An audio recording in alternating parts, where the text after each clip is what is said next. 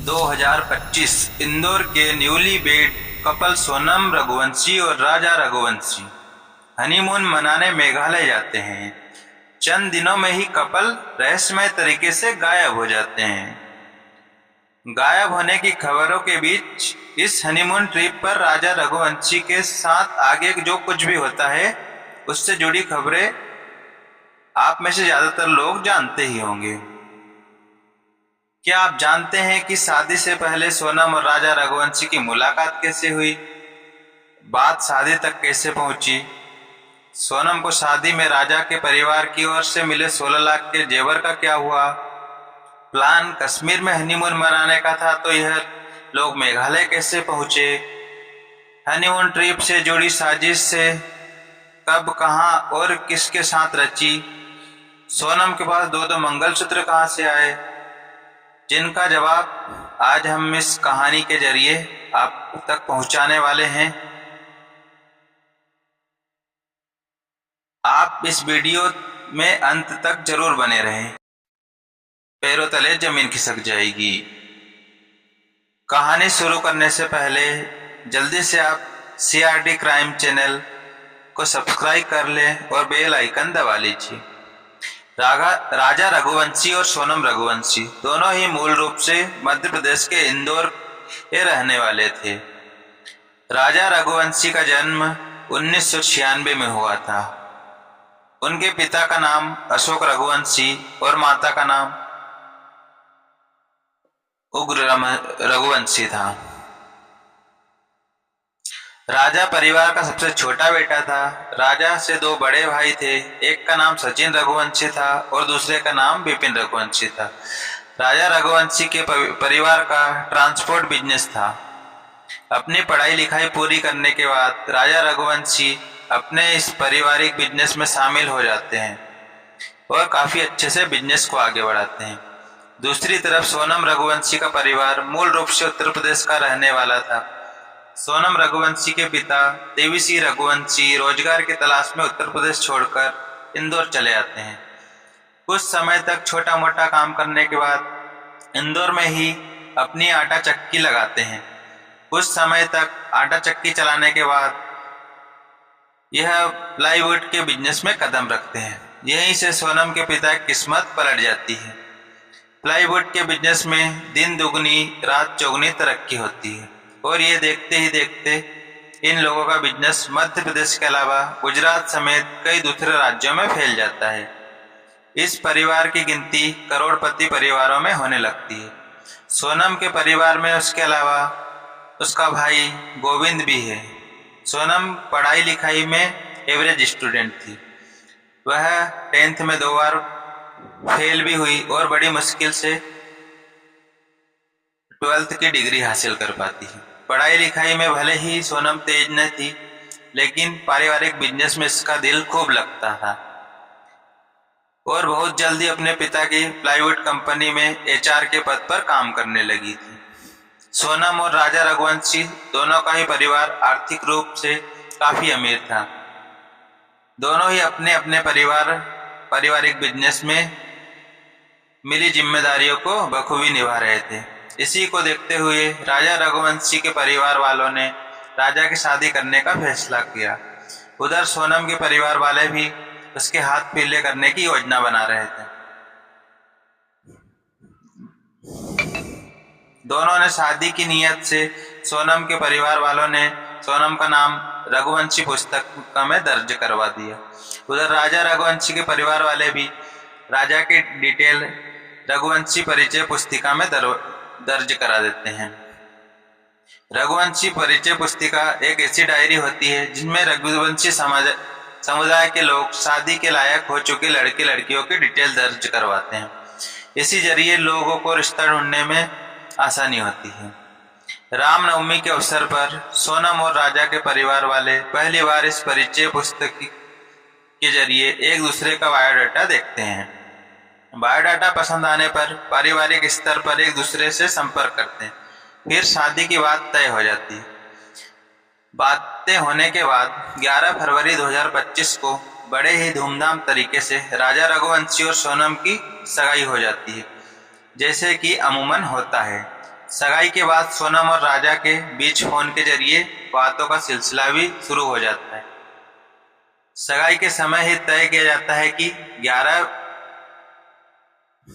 11 मई 2025 को इन दोनों की शादी की जाएगी।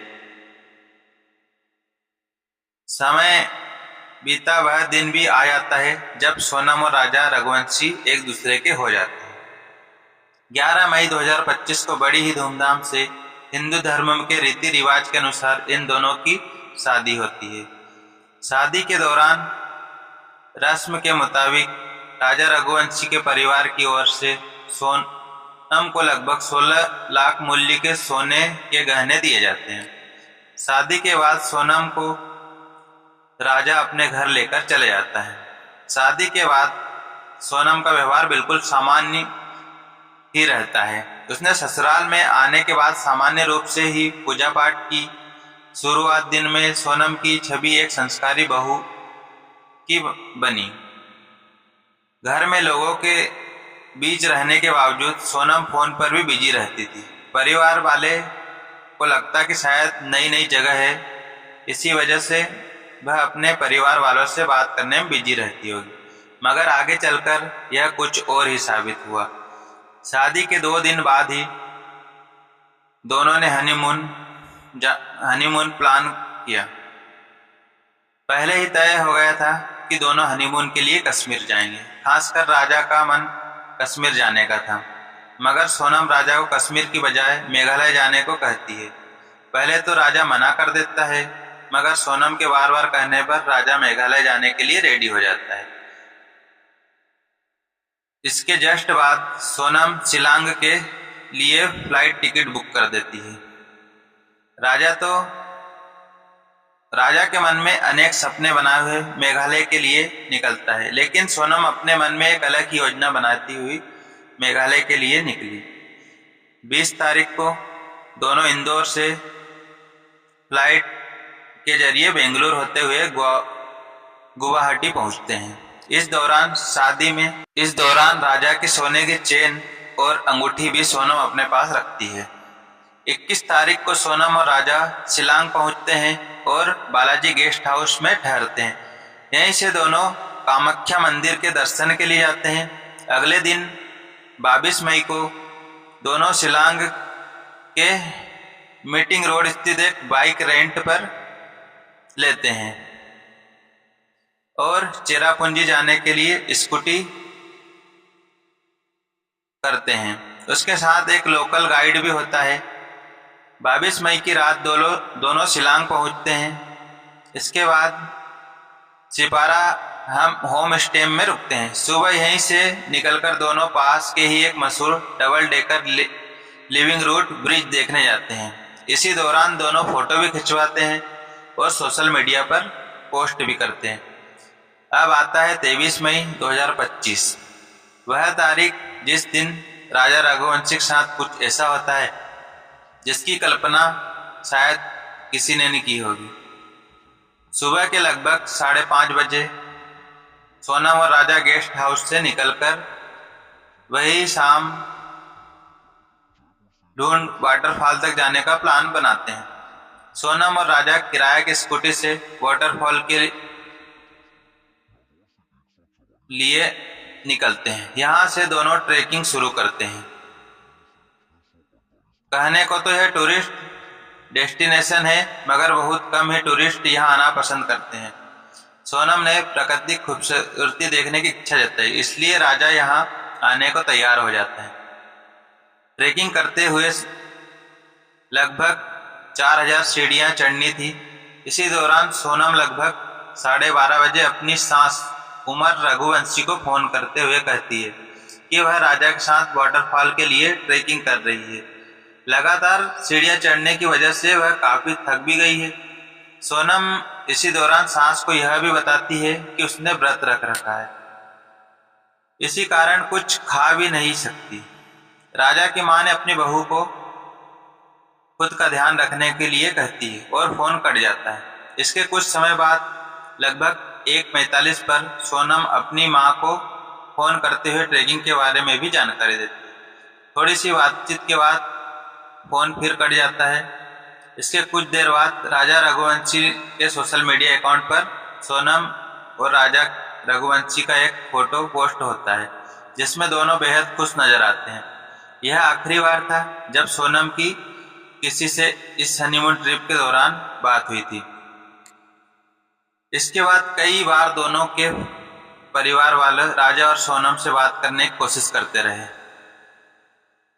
लेकिन दोनों का ही मोबाइल स्विच ऑफ आता रहा। शुरू में लगा कि जंगली इलाका होने की वजह से शायद नेटवर्क प्रॉब्लम होगी, इसलिए अपना मोबाइल स्विच ऑफ कर लिया होगा। इसी इंतजार में कि शायद उन दोनों से बात हो जाएगी, कई घंटे गुजर जाते हैं लेकिन उनसे बात नहीं होती। परिवार वाले सोनम और राजा से संपर्क करने की बहुत कोशिश करते हैं मगर नाकाम रहते हैं।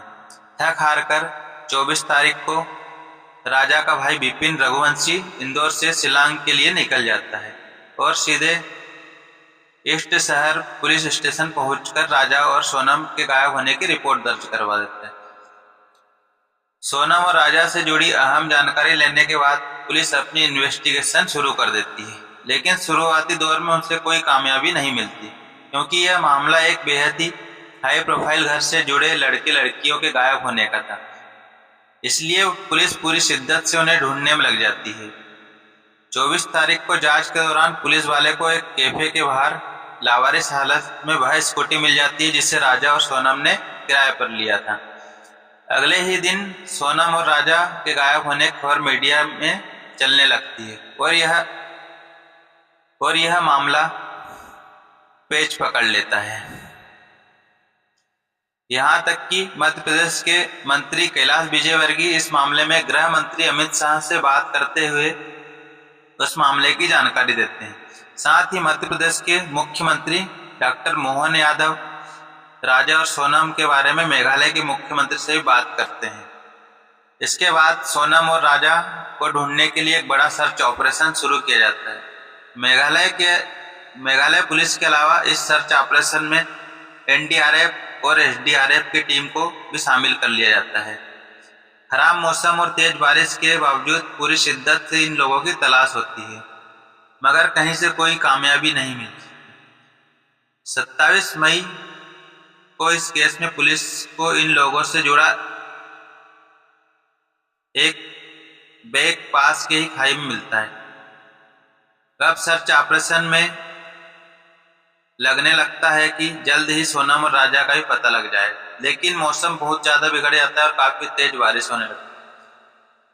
इसी कारण सर्च ऑपरेशन रोकना पड़ता है, लेकिन फिर 30 मई को सर्च ऑपरेशन शुरू हो जाता है। इस दौरान पुलिस के हाथ खाली रहते हैं। जब कई दिनों तक राजा और सोनम का पता नहीं चलता है तो मीडिया में कई तरह की अटकलें लगाई जाती है। दोनों परिवार वाले पुलिस पर लापरवाही का आरोप लगाने लगते हैं और चार्ज सीबीआई के हवाले करने की मांग करने लगते हैं।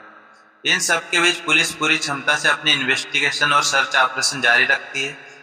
सर्च ऑपरेशन में ड्रोन कैमरे का भी इस्तेमाल किया जाता है। फाइनली 2 जून 2025 को इस मामले में पुलिस वाले को एक पहली कामयाबी मिलती है।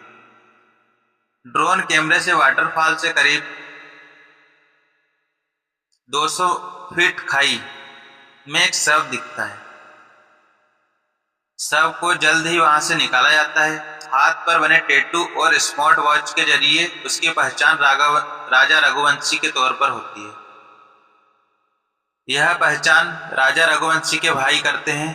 राजा रघुवंशी का शव मिल जाता है, लेकिन सोनम अब भी लापता थी। पहली नजर में लोग शक जताते हैं कि शायद सोनम और राजा रघुवंशी के साथ लूटपाट की हिंसा हुई होगी।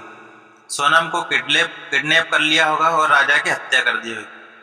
वहीं कहीं और ये भी सोचते हैं कि दोनों हादसे का शिकार हो गए होंगे। सोनम का भी सब इसी लोकेशन के आसपास होगा, इसलिए एरिया को अच्छे से सर्च किया जाता है मगर सोनम का कहीं भी अता पता नहीं चलता।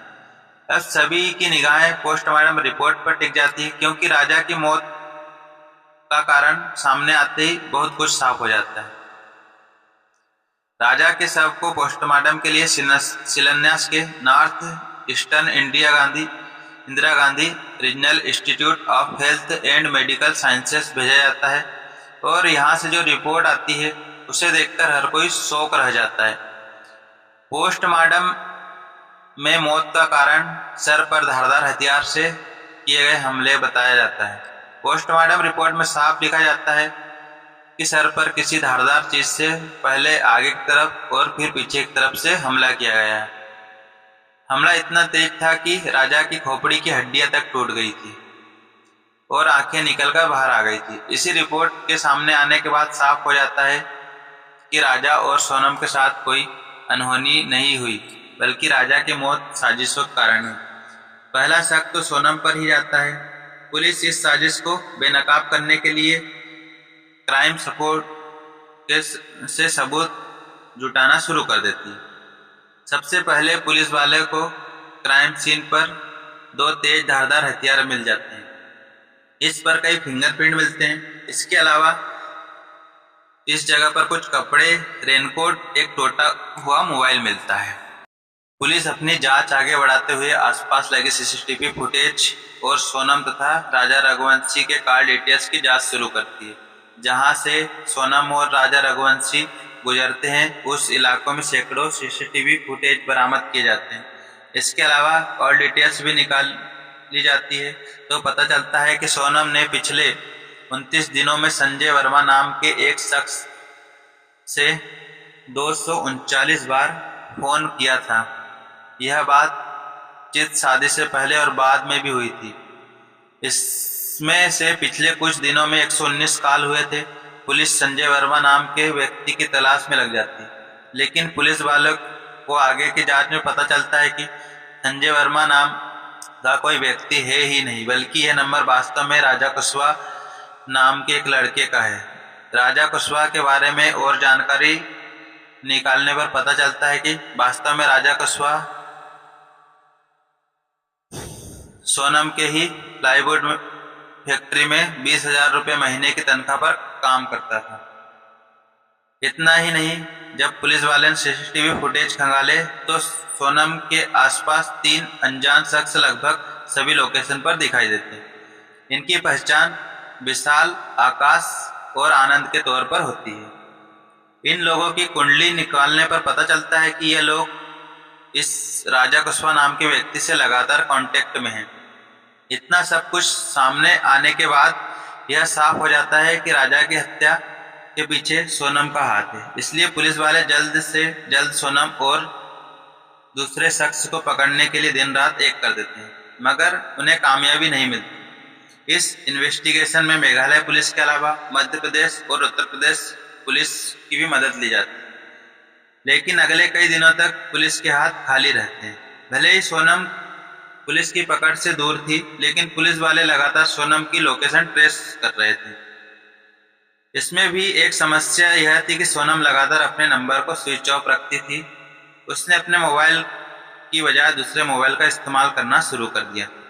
इसलिए सोनम अगले कई दिनों तक पुलिस वाले से 2 कदम आगे ही चलती रहती थी। पुलिस राजा रघुवंशी की हत्या के 17 दिन बाद तक सोनम और राजा के बीच लुका छुपी का खेल चलता रहा। फाइनली 9 जून 2025 को सोनम उत्तर प्रदेश के गाजीपुर में रात के लगभग 1:30 बजे एक ढाबे पर पहुंची। वो ढाबे पर काम कर रहे एक युवक से मोबाइल मांगा और अपने भाई गोविंद को कॉल करी। इसके बाद गोविंद ढाबे वाले से बात करते हुए पुलिस को फोन करने के लिए कहता है। ढाबे वाले व्यक्ति के बयान के मुताबिक वह पुलिस को फोन करता है और जल्द पुलिस वाले वहां पहुंच जाते हैं। वहां पहुंचकर सोनम को अपने साथ लेकर चले जाते हैं। पुलिस के गिरफ्त में आने ही सोनम सबसे पहले यह जताने की कोशिश करती है कि राजा की हत्या करने के बाद कुछ लोगों ने उसे किडनैप कर लिया था। उन्हें किडनैपर से बचने के लिए वह ढाबे पर पहुंचती है। पुलिस वाले को तो पहले से सोनम की पूरी कुंडली के बारे में पता था, इसलिए वह सोनम की बनी बनाई बातें पर यकीन नहीं करते हैं। सोनम पर शक की सबसे पहली और बड़ी वजह यह थी कि पुलिस इन्वेस्टिगेशन के दौरान पुलिस वाले को एक सूटकेस उसके घर में मिला था। जहां पर वह अपने ट्रिप के दौरान सोनम और राजा रुके थे। किसी सूटकेस में सोनम का मंगलसूत्र और शादी की रिंग भी मौजूद थी। शादीशुदा महिला भला अपना मंगलसूत्र यूं ही लावारिस छोड़कर कैसे गायब हो सकती। बस यही से सोनम पर शक गहरा हो जाता है। इसके अलावा क्राइम सीन पर जो रेनकोट पुलिस के हाथ मिला था, वह गायब होने से पहले सोनम अलग अलग सीसीटीवी फुटेज में पहनते हुए नजर आ रही थी। रेनकोट से कुछ डीएनए सैंपल भी बरामद किए गए, वह सोनम से मैच हो जाते हैं। इसमें यह कंफर्म हो जाता है कि मर्डर सोनम ने ही किया है।